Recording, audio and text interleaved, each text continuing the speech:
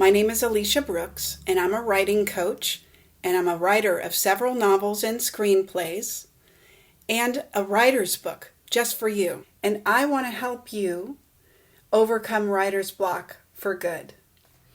Hey guys, I want to talk to you about working with a co-writer.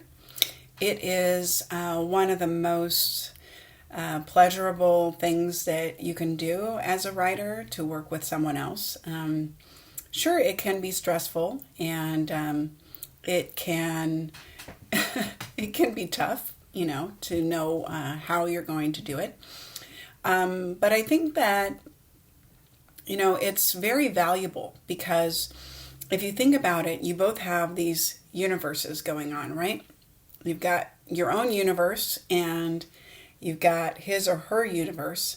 And to be able to collaborate is one of the most fun, adventurous things that you can do.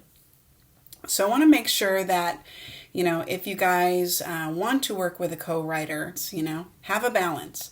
That no one writer writes more than the other, and that you brainstorm together and then write, and then you can re-brainstorm. So brainstorming is one of the most valuable things that you can do in your writing. And when you have someone else to bounce your ideas off of, it becomes even more powerful.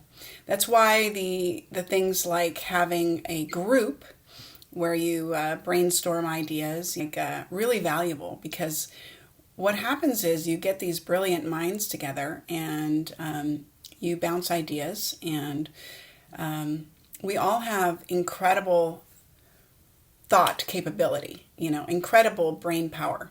So it's important that you know that the things that you think of, you can bounce those off of another person, and you guys can create something pretty amazing. So I highly recommend working with a co-writer.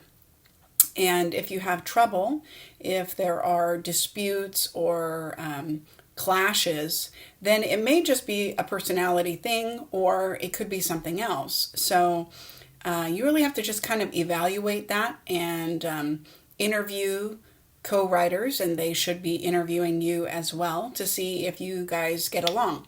So that's one of the first things, is just to make sure that you guys get along. Read each other's work before you commit to a co-writer. Really look at each other's work, and if you like it and you feel like, hey, I could contribute to that, then it's valuable. It's a valuable thing. And then let them look at your work.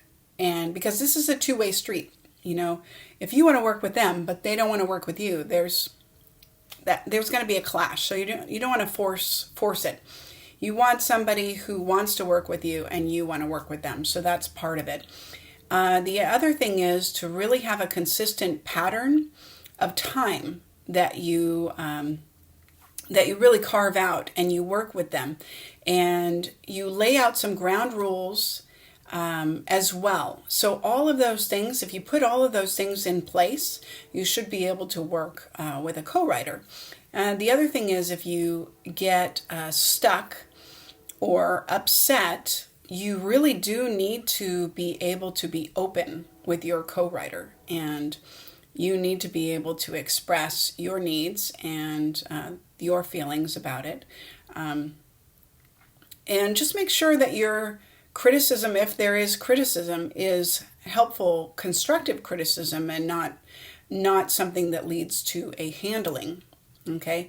Anytime you criticize, it should be leading to a good handling, not just, oh, you're crap. That's not a good handling. There's no why there. There's no explanation, So really just make sure that you guys are simpatico, and you really coalesce. And if you can do that, then you have found a good co-writer for yourself. All right? Good luck. If this video has inspired you and you'd like to know more, send me a message below.